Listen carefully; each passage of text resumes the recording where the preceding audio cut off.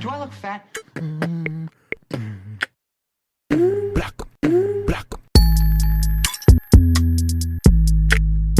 Hey guys, thank you for tuning in to another episode of the Do I Look Fat podcast. This is your girl, Steffi Kiss.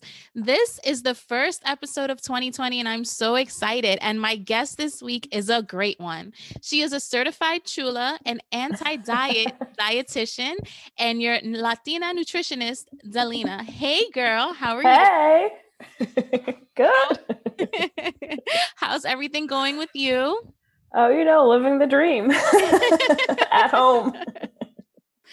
Yeah, it's a weird holiday season for sure. We're recording this episode the day before New Year's, so December 30th. We just had Christmas and all those holidays, and we're gearing up for New Year's in the living room, right? Yes, with our sala outfits. Exactly. It's crazy. Tell my listeners, let's give them a quick little introduction.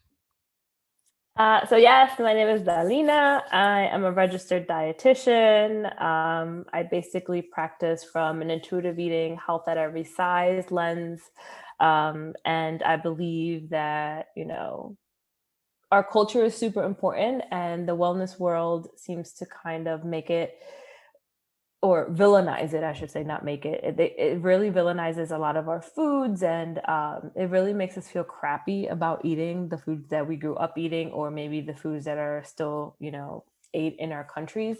So my goal is to kind of like dispute all of those myths, and help people or chulas understand what nutrition is really, understanding like how all these foods fit into the nutrition model and how much they're providing us.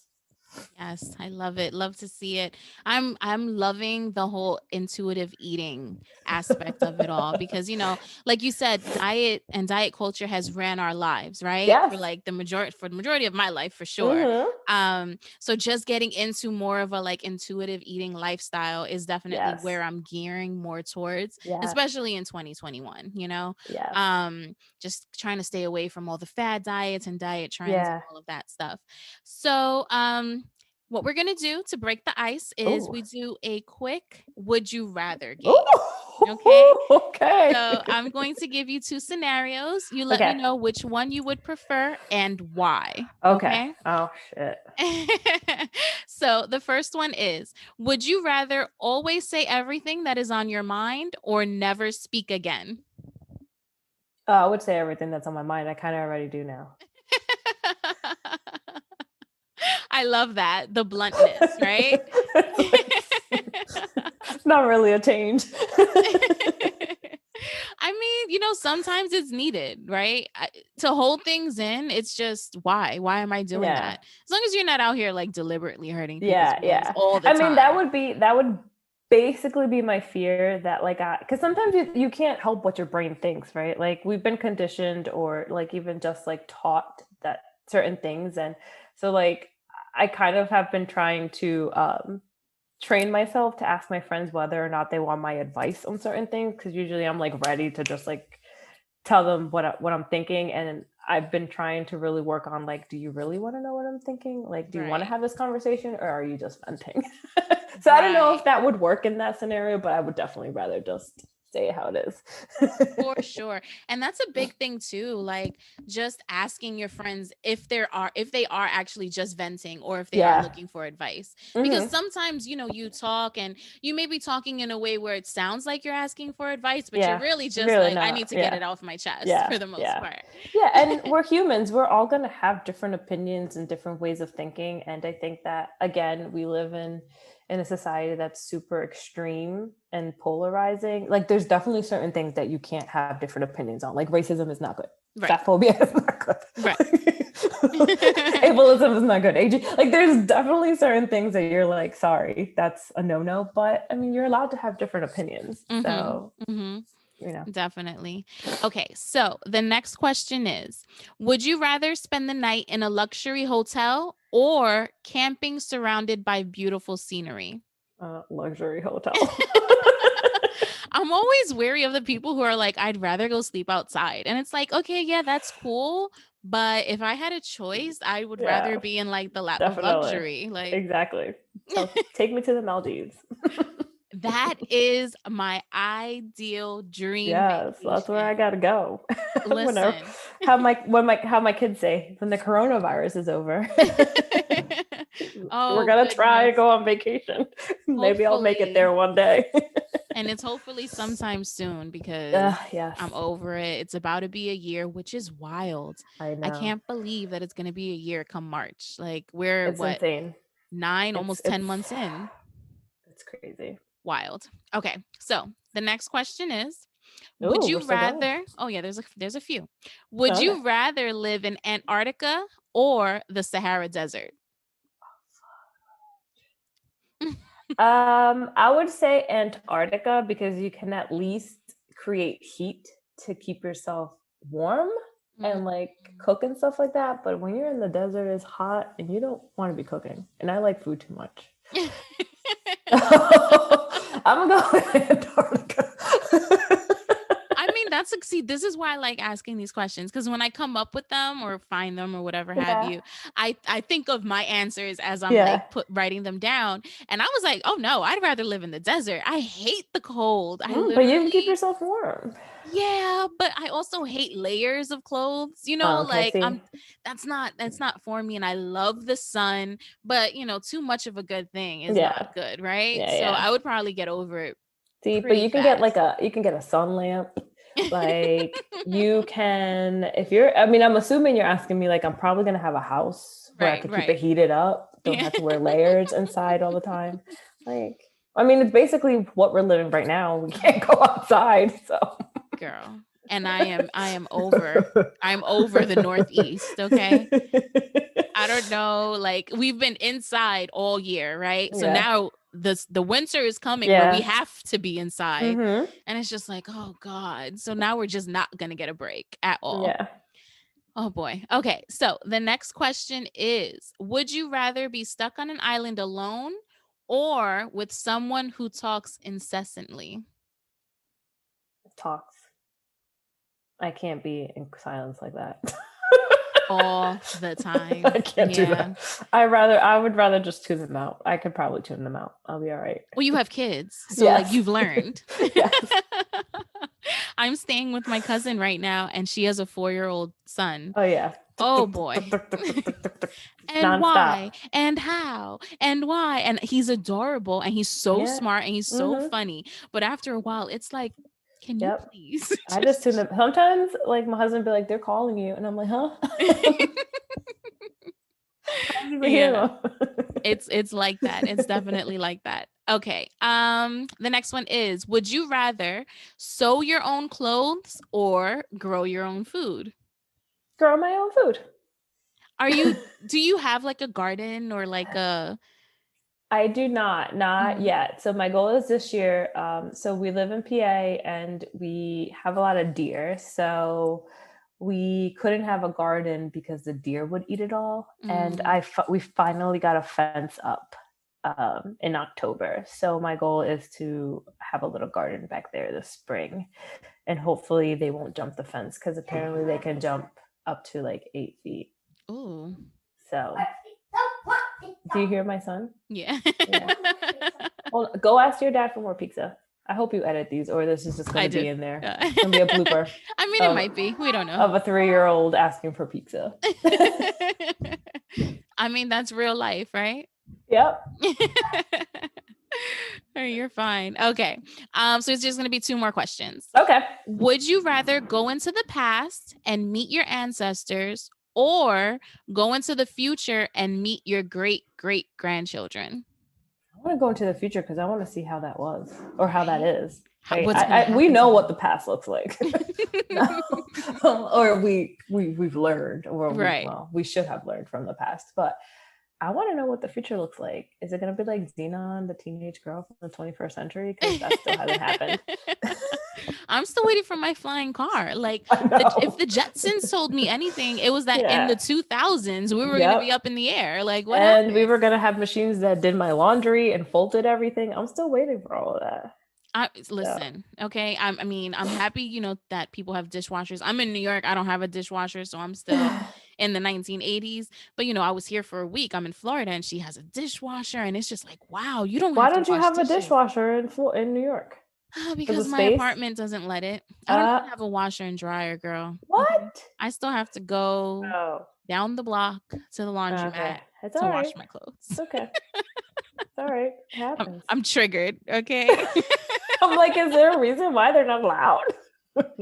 Confused. Oh my goodness. Listen, I tell everybody, I'm just like, New York is so glamorized, right? And it's just, it's for the birds. It's terrible. Nobody wants to go there. 0 out of 10, never recommend. Like, I'm over it. Especially after COVID. Yes. All right. So this is the last question.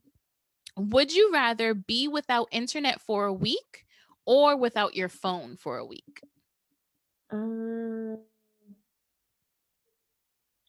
Probably internet, because I can still text on my phone without you the can internet. Still talk to who you need to talk to. I can still talk to my friends. Yeah, I mean, but if you have internet, then you can always get in contact with them. Only if they have iPhones and I can iMessage. Ooh, I don't really do the green bubbles. I'm not going to lie. Yeah, I don't like the green bubbles. So I'd rather just have the phone. And then technically, right, you can still text with the green bubbles. Yeah. Yeah. Even though we don't like them. If we had to do it. My sister has an Android and it's just like, if you don't it's upgrade, annoying. We can't have you in a group chat. Like my group chat with my mom and my sister is on Instagram because that's just easier. You guys don't use WhatsApp? I hate it, but I hate WhatsApp as well. Gosh, I hate it. It's too much. It's just too much. And I'm always on Instagram anyway, so it's okay on Instagram. But we can't do a group chat, like a texting group chat, because it doesn't work. It's the green bubble. Things come in all crazy. And listen, Apple knows what it's doing when it does this. Like it just separates us because nobody wants that green bubble.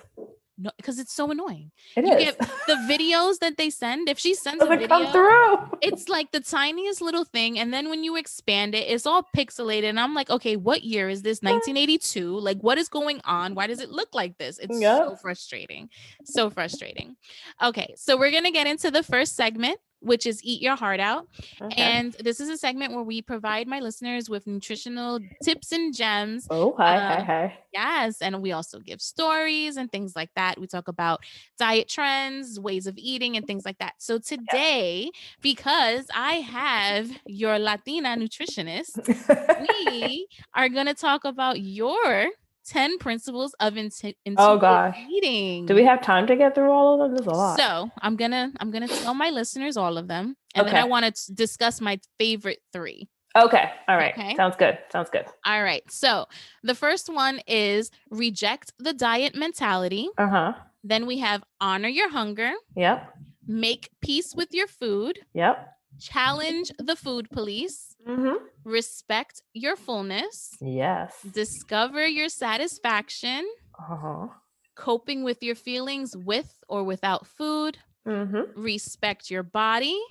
Joyful exercise. And honor your culture, health, and nutrition with gentle nutrition. Yes. Right? Okay. Yeah. So first and foremost, I wanted to talk about rejecting the diet mentality. Wait, I have a question. Did you download these from my guide? I did. Yeah, because I changed the names of them. I was like, oh, she's reading from my guide. No, you read the last one directly from my guide. And I did. Well, you're right, because we honor our nutrition and culture. Okay, go ahead.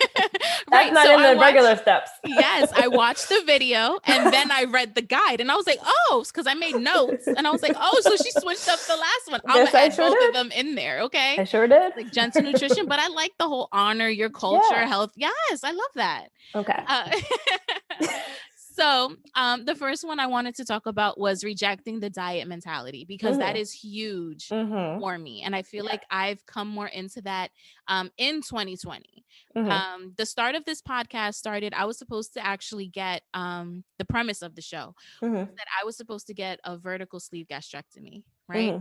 I started the process literally the beginning of March. Then COVID hit, and that went completely out the window. Oh, okay. So it didn't happen.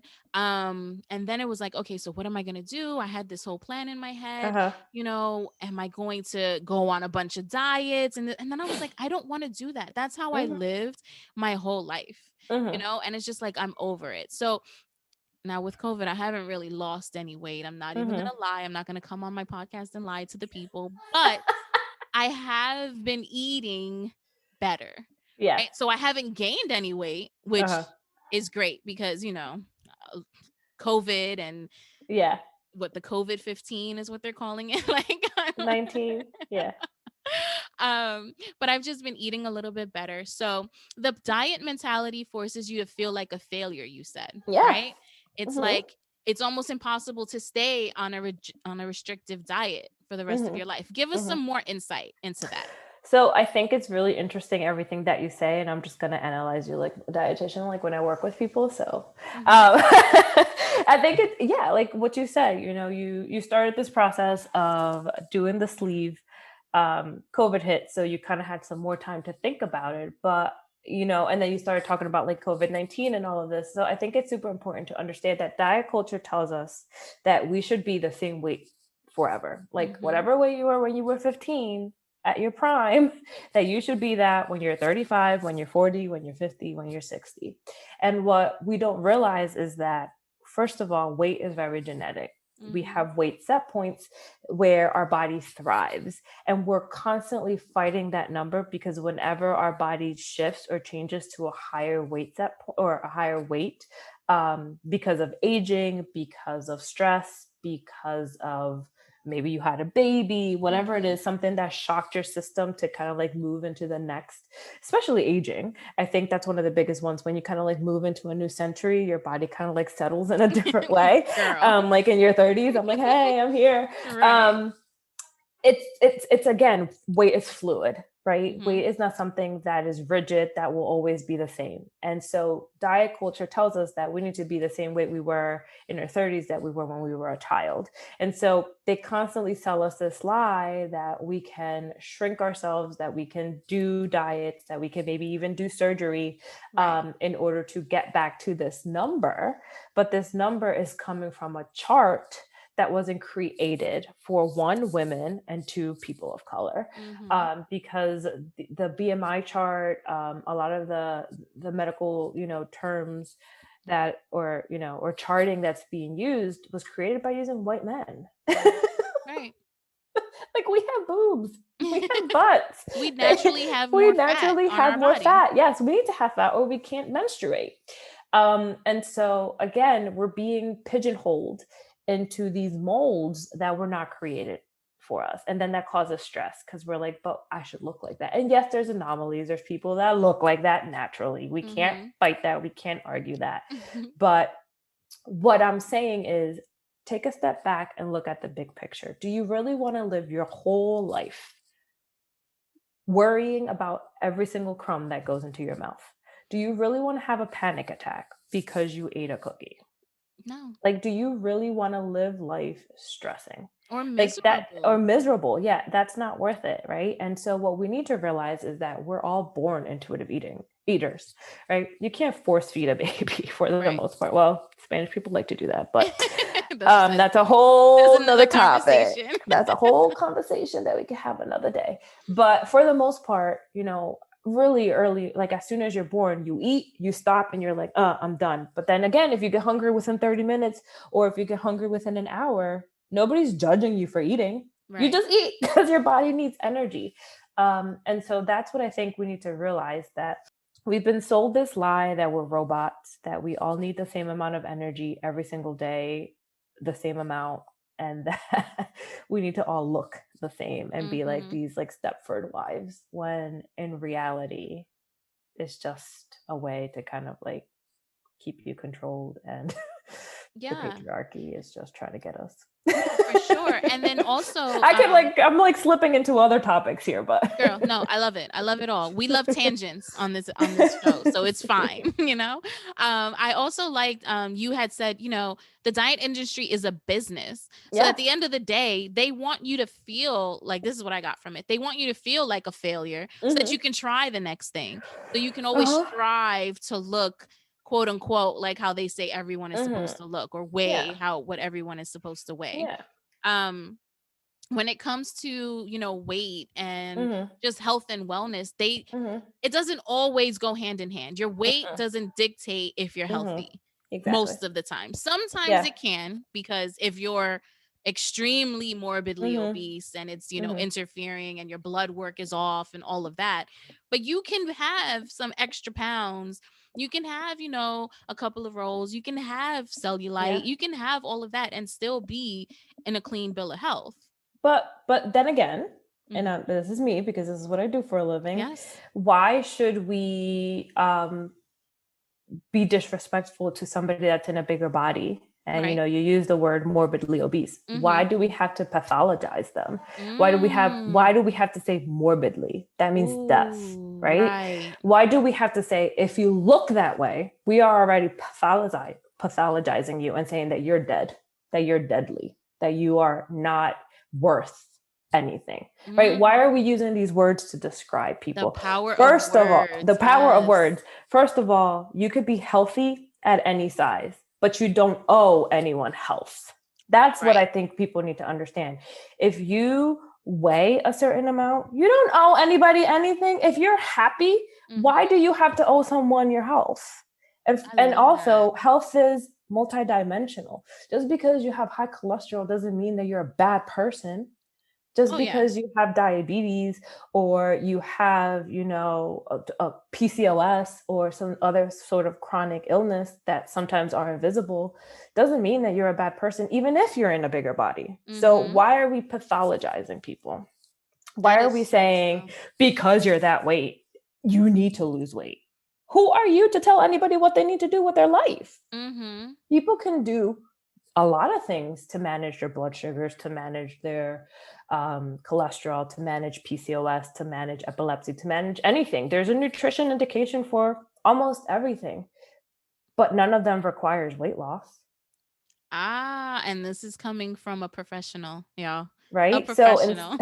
So instead of focusing on, I need to lose weight, why not focus on, I want to feel better. I want to be healthier in a way that I can maybe do something that I wasn't able to do before, or maybe I can, bring my cholesterol down right there. Boom. That's great. But if the number on the scale doesn't move, that doesn't make you lesser of a person. Right. Doesn't make you a failure. It doesn't make you a failure because you're working on your cholesterol, you're working on your blood sugars, you're working on whatever chronic illness that you have. But that scale doesn't dictate your worth. And it also shouldn't dictate how people respect you, see you, talk to you, or how the medical system sees you, talks to you, treats you. And I think that that's what this is all about, right? That we use, again, these words like morbidly, or we automatically assume because someone's in a bigger body that they need to lose weight, or that it's okay to be skinny fat, but you can't be fat. Like, why? Right. Why? People come in all shapes and forms. It all kind of goes back to, and not to say these two are one and the same, but kind of like the entertainment and fashion industries, right? Because everyone wants to be, wants to look like who the people dictate are on TV, who the people dictate are on these magazines, who the people dictate what size clothes, are manufactured and things like that. So people really need to really think about why we've been conditioned to feel this way, and why certain types of people have been outcasted for no reason other than, monetary reasons for the most part. And honestly, like what I always say is, I don't care what size you are. You deserve respect. You deserve dignity. That's it. A fact. That's the bottom line, is that it doesn't matter what you look like. You don't have to be beautiful, right? You don't have to be society's picture of beautiful. You don't have to be society's picture of health. regardless of what size you are or how you look or what hair type you have or skin color you have or sexual orientation or lack thereof, it doesn't matter. You deserve to be treated with dignity and respect. And that's what I'm going to do. Mm-hmm. Point blank, period. Love it. Done. With a word. All right. So the second one that really stood out to me was coping with your feelings with or without food. That is a big one for me. Oh my goodness. I am an emotional eater, but then I also eat out of boredom. So that's another aspect of it. And I feel like I've struggled with that for a very long time. And now that I've become more cognizant of it, I feel like I can manage it a little bit better, but it still happens. It's a struggle every single day. And what kind of tips would you give my listeners to cope with, emotional eating? Yeah. So I think, first of all, it's 100% normal to cope with food. Food gives us pleasure and satisfaction, and it makes us feel good. And we all have memories attached to food. And there's no one culture in the world that doesn't celebrate with food or mourn with food. And so food is meant to make us feel good. And so it's completely normal to use it as a coping mechanism. The issue lies when we use food as a numbing mechanism, or it's a reaction to the fact that we're constantly restricting. And so when we feel out of control, usually because of some sort of emotion, then it leads to binging or emotional eating, because your body just wants any way of feeling good or meeting its energy needs, because hello, most people are in an energy deficit. So again, it's way deeper than, I'm just going to go for a run and not eat that piece of cake, right? Like it's way deeper than that. And it takes time to kind of like talk about that, deal with that, maybe even some therapy. But yeah, it's not so cut and dry as in like, do this instead of that. There's a lot of digging and soul searching that goes into understanding why you do what you do when it comes around food. Yes, that is a fact. And you mentioned binging. And I feel like because I have been on so many diets and because like diet culture was just something that I have everywhere. It's been a part of my life since probably you were 4. Oh my goodness. That's when it starts. No, seriously. Statistically speaking, yeah. Wow, 4 years old. That's crazy. The most 4-year-olds already can say something like that. And I think the stats are somewhere around like, maybe I'll make it again. Nobody quote me on this because I don't have these numbers in front of me. But there is some stat that says like second graders already, like maybe 80+% of second grade girls are already thinking about dieting. Oh, yeah. Oh, yeah. I'll never forget. Oh, what grade was this? This was 4th grade. So I was a little bit earlier, but still 4th grade. I'm still in elementary school. Yeah. Like, I'm still a child. Yep. And I'll never forget. I don't know why they made us weigh, like the teacher had to weigh us in front of the class. And I will never forget that I was like one of the heaviest girls in the class.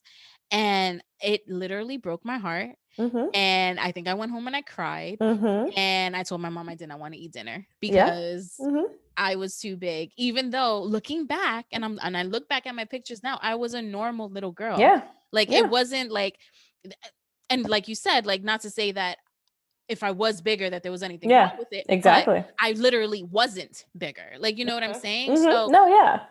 But in my head, because my little friends, they were skinnier and I always had more meat, quote unquote, on me, that I thought that there was something wrong with me and I was less than them.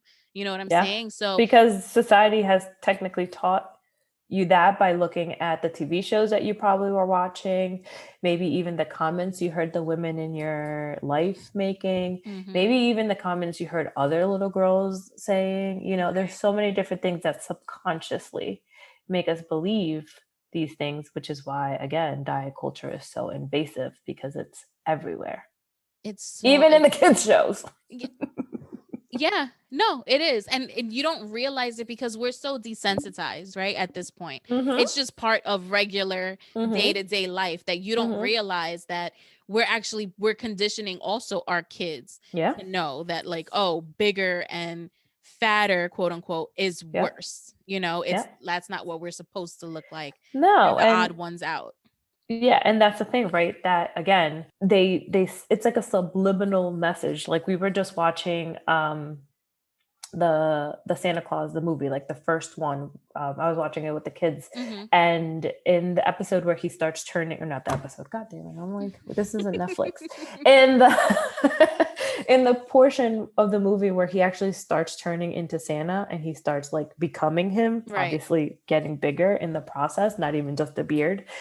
He's in the office and he's in that meeting. He walks into the meeting in sweatpants and everybody's like, oh! So that's the first thing, right? Well, of course, it's a shock. He just came out of nowhere and looks completely different. But then two, he, instead of ordering regular food, he literally only orders cakes and sundaes and sweet stuff. So automatically right there, you're conditioning people to assume that if somebody eats a lot of sugar, that they're going to look like that, right? So right there, subliminal messaging. You're saying, and then also that he has no, like, if he would have controlled the way he ate, then he would control the way he looked.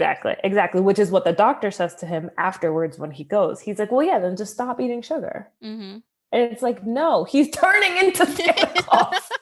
He's literally he could have done. Getting fatter so he can withstand in the North Pole. Exactly. Okay, that's you need all that heat. Okay, that your body's gonna create.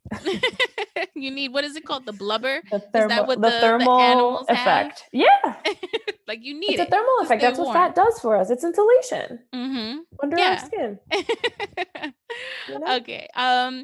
Yeah, so binging and emotional eating, it is normal. And I feel like I have been doing it my whole life. But because now that I'm more cognizant of the fact, and not to say that I still won't have like a cookie or like ice cream when I want it or whatever, but I think I can kind of pinpoint when I actually want it or when like I feel like I just need something to make me feel better. And not to say that I won't have it when I need to feel better, but maybe there's some other things I can do. I can get to the root of why I'm feeling that or and that's the big point, right? That's the goal. Yeah. So I will say that binging is not normal.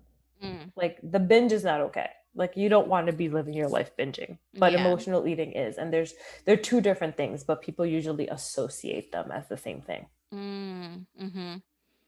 Yeah. I mean, I can kind of tell I know when I'm binging. It's usually because I've been restricting myself. Yeah. And you feel out of control. Yeah. And it's just emotional eating doesn't feel that way. And I just I'm going to have a whole pizza and I'm going to get a 2-liter Pepsi and I'm going to get this and I'm going to get that. It's that all or nothing mentality. Yes. It's terrible, but I know when I'm doing it. Yeah. Oh my goodness. Okay. And then the last one and the most important to me was respecting your body. Yes.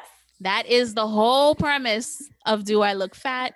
I want body positivity, self-acceptance. That is so important. And I feel like I have come into that in 2020 more so than any other year, more because I feel like the podcast has helped me do that, right? I've been talking about experiences that I've had. I've been talking about things that kind of made me feel like, why do I feel this way about myself? Why did this one time my uncle said I look like a zero walking down the street? How did that affect me for the rest of my life? You know? And I've just come to the point where I'm just like, you know what? I love myself. This is the most comfortable in my body that I've been in a very long time. And I'm nowhere near my quote unquote ideal weight, right? Which I've literally thrown out the window. I had a whole ideal weight and I'm just like, you know what? Yeah. The only thing I will say, what I do want to do is I want to be able to do a 12-minute mile. That's it. You can do that. You can do that at any size. And that is my plan and my goal, and I'm going to do it. There you go. But aside from that, I don't have an ideal weight any longer. I used to weigh myself every morning. Every single morning as soon as I woke up, I would weigh myself. It dictated your life for the day. Oh, it sure did it. It dictated my life for the day, for the week, for the year, like for a month. Everything. So you say respecting your body, comparing yourself to everyone else will only cause you to fail at the end of the day. Yeah. Right? Yeah. So everybody is different and you have to know what works for you. Yeah. Right. And just to go back, you had mentioned this in the podcast as well, but in your intro to intuitive eating, which everyone should sign up for and everyone should watch and everyone should download, it will be linked in the description down below. You mentioned a weight set point. What exactly is that? So I think one other thing that I want to say is also like body respect is a lot also to do with body neutrality. I think like I get the body positivity movement and I'm all for it, but I feel like it could also be an extreme of like I have to love myself all the time. Right. No, and you can't do that. You can't love yourself all the time. You're going to have really bad days. And even on those days, you still need to respect your body. And that to me is the most important piece, right? That there's going to be days you're going to look in the mirror and you're going to hate how you look. But even on those days, you still have to eat and you still have to respect your body. And so for me, that's what body respect is. And also, like you said, this whole weight set point thing is that you need to respect where your body is comfortable at in whatever stage of your life you are in, right? And that is really hard, especially when you don't look like what society has told you need to look, or like you have told yourself you need to look. Because sometimes the people in your life aren't telling you that you need to change yourself, right? But you still in your head feel like you need to. And one of the biggest things that I have, that I try to help the women I work with understand is that a lot of them start off in a bigger body and then have done either, like I actually was just one of my clients today. She had, gastric bypass surgery a few years ago. And yes, she lost a lot of weight, but she's sicker now than she was then. So even after people lose the weight, they're still not happy. So what does that tell you? That weight loss isn't the answer, right? That you need to work on your happiness right now. Don't wait until you get to this X amount of pounds. Don't wait until you look this way. Start living your life now and start working on these things now, right? Your weight set point is where your body wants to be without you having to worry about counting calories, counting this. Okay, I can't eat after 6 o'clock, or I have to run 37 miles in a week, or else I can't maintain this weight. No, your weight set point is the weight that you can have, ice cream and cake and maybe have a salad the next day. And then maybe have like Chick-fil-A another day, like whatever. Your day is varied. Your life is varied. You're eating a wide variety of things. You're not stressing about food and your body is maintaining. That's what weight set point is, right? Where your body is comfortably and thriving, where you no longer have so much stress around food. And you're basically just living your life without a care in the world, without the binging and restricting, because that's what I noticed. Most women live in a binge restrict cycle. They don't even know what it's like to just normally eat. Yeah. I didn't know what that was until this year, to be honest, because I was always, worrying about how many, not per se how many calories. Oh, I was big on the macros. Yeah, but that's calories technically. Yeah, which is almost worse. Like you're even going deeper than just calories. Like you're literally like, I can only have this many carbs and this many fats and it takes over your life. And I know so many people who like live their life just counting these things, and it's like it dictates your entire existence. And is it worth it? No, because most people get down to that weight and they're still not happy because we haven't gotten to the root of the problem. Exactly. And that's very important. So start living your life now. Stop waiting for you to get to somewhere that you might not ever get to. Because it may not be for you. It may not be for your body type. No. And that's what like a lot of the women I work with are always like, I have so much room in my head for other things now. There's so much space for thinking when you're not worrying about every calorie in every food or every point in every food. Oh boy. Yeah. But that's just what 2020 or this day and age, because we're about to be in 2021, but that's just what it has become for a lot of people. And I love that you are getting people away from that, and I love that you are still promoting, health and wellness, of course, but you're just like, listen, you can still have your ice cream, you can still have your cake, everything in moderation. I think that is where I'm really trying to live in a space of, right? Yeah. Like in moderation. Too much of a good thing isn't always good, right? Yes. So we have to make sure that there's a balance. You have to have. Yeah, I like the word balance better than moderation because people still use the moderation as a diet. Like I can only have 3 chips. You know, the serving size says it was 3 chips, and I can only have that. Right. That's not balanced because nobody eats only 3 chips. And if you do, I'm judging you, and you might be a serial killer. Or you might have disordered eating or an eating disorder, but I can't diagnose. But this is something that you have to think about. We have eating disorders are basically promoted as healthy. You know, like on TikTok, they banned anorexia videos, and now they're using a different hashtag. I forgot what they're using now. Basically, pro anorexia people. Pro anorexia. Yeah, it's a thing. Oh boy, that scares me for our youth, you know, like for the kids, because it's like you have so much to worry about already with social media and the internet and, you know, everybody's lives being on Front Street for the most part. Like kids the kids already don't know how to keep things in, you know what I'm saying? Like it's hard. So it's like, what do you keep to yourself and what do you put online?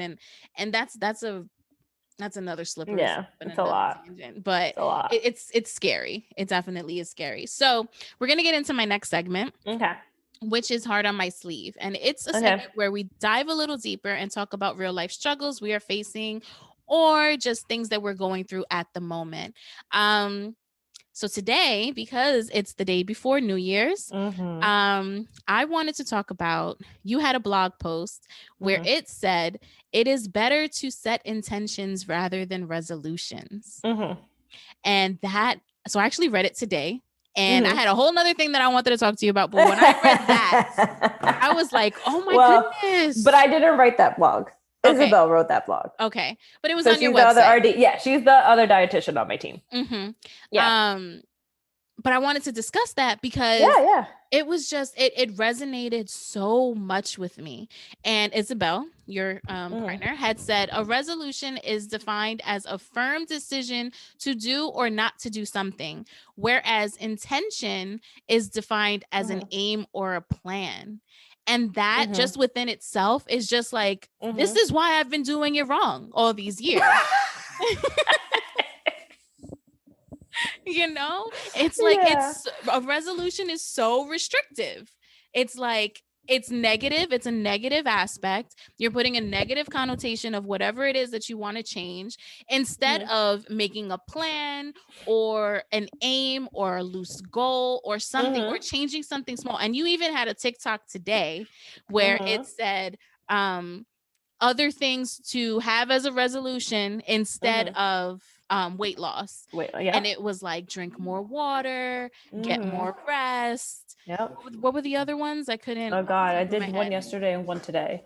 I love your TikToks, by the way. You definitely, guys, you need to follow her because she has the best. No, don't judge my dance moves. I mean, not like they're not real dance moves. They're just whatever I'm trying to learn on TikTok because I'm trying to be cool like the young kids.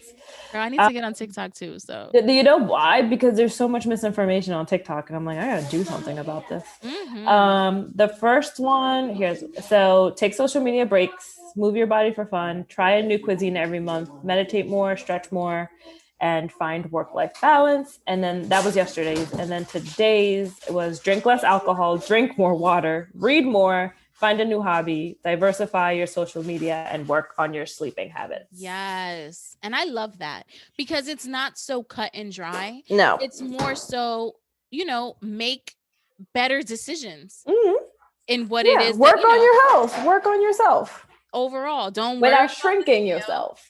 Right. Yes, I love that. If there's any time to show ourselves any extra compassion, it is now after 2020.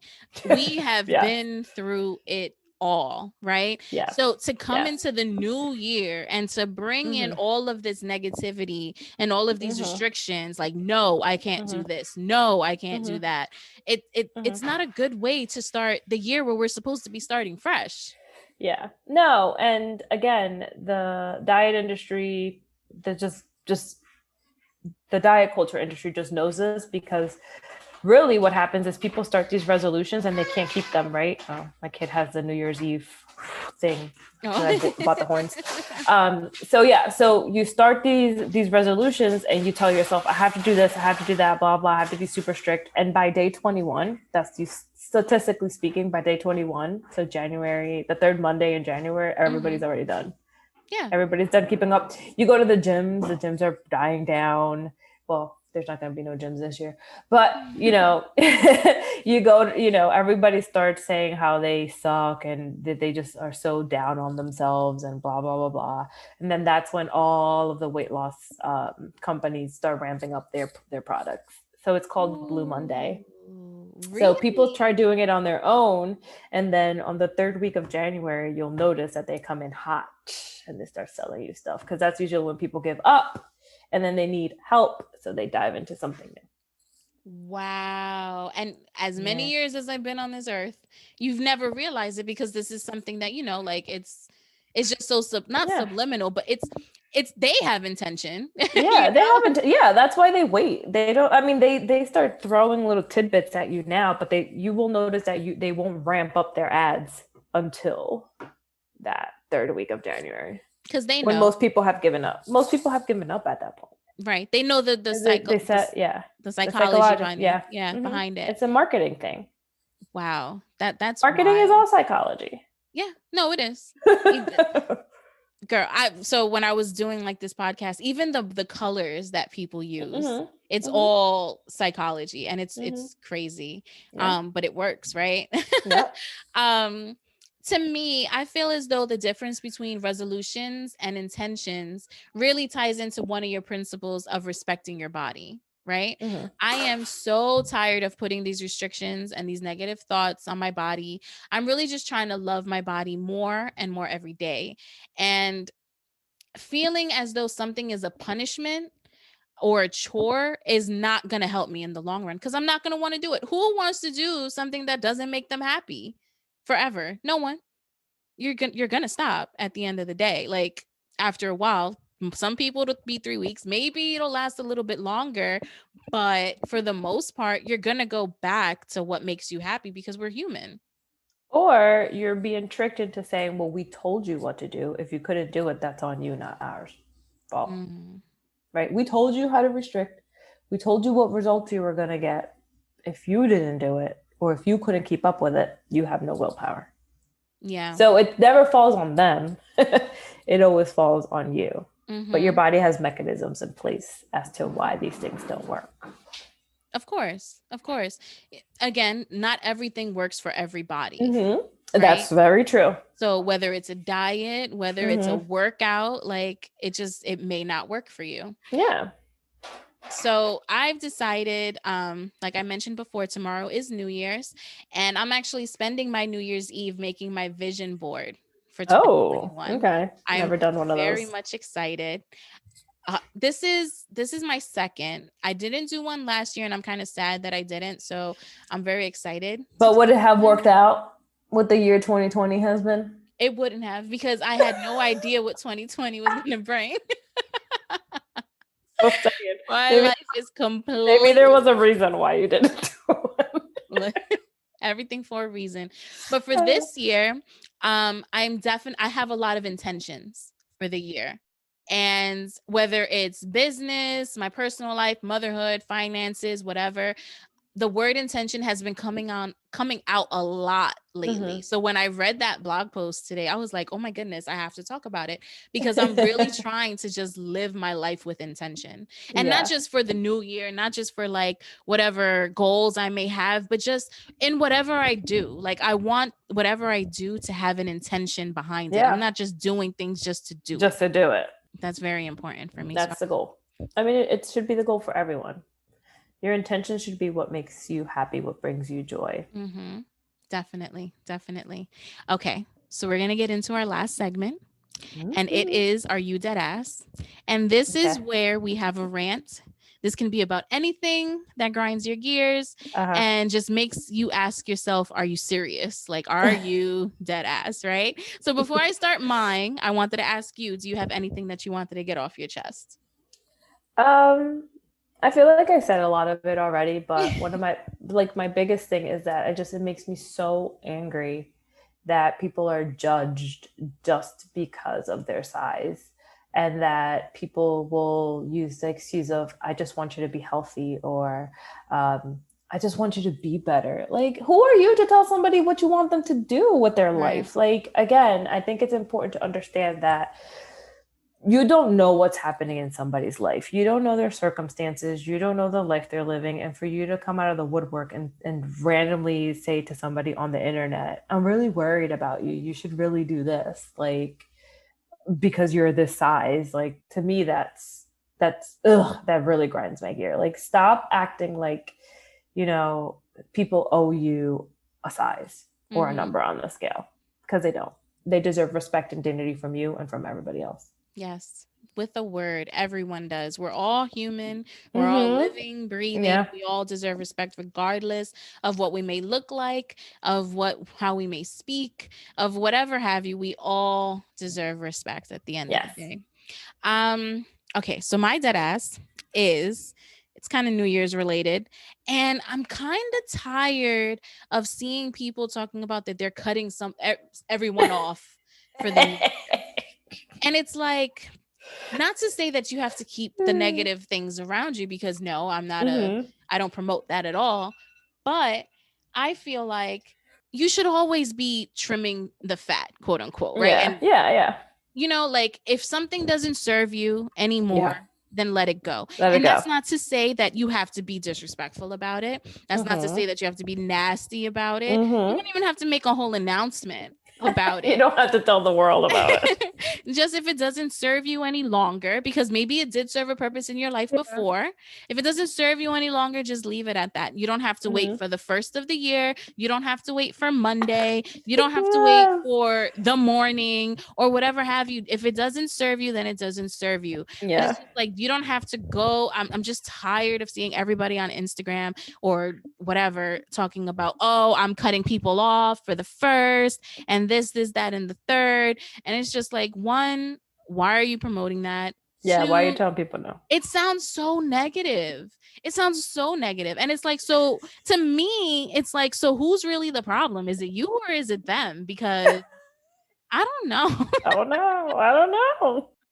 That's a great question. I don't know. It's just wild. So I'm over that. And I'm not... And I think I had posted something and it was like, I'm not cutting anybody off on the first, because the only people who have stayed in my life are people who I want in my life.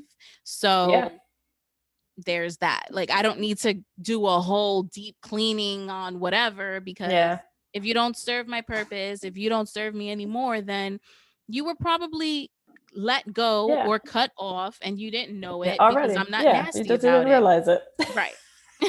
Pretty much. And that's it. I mean, I think people that do that, there's always an ulterior motive behind it. Yeah, for sure. So. But let's just go into 2021 on a positive note, bring forth positive energy, positive reinforcement, good vibes, just be happy. Whatever that may look like for you, just be happy. Exactly. This was a great conversation, and I'm so happy that you were able to come on today. Tell my listeners where they can find you. Yes. So you can find me on Instagram at your.latina.nutritionist. Love it. And everything will be linked down below, her Instagram, as well as the link where you can find her 10 principles to intuitive eating, because I think everybody should look into it and read it, and maybe even schedule a one-on-one with her, because she has all the gems. Oh, yes. I really think they should. You can find me on Instagram _SteffiKiss, STEPHYKISS. The podcast page is Do I Look Fat? Exactly how it sounds. Everything will be linked down below as always. Thank you for tuning in to another episode of the Do I Look Fat podcast. Bye, guys. Bye.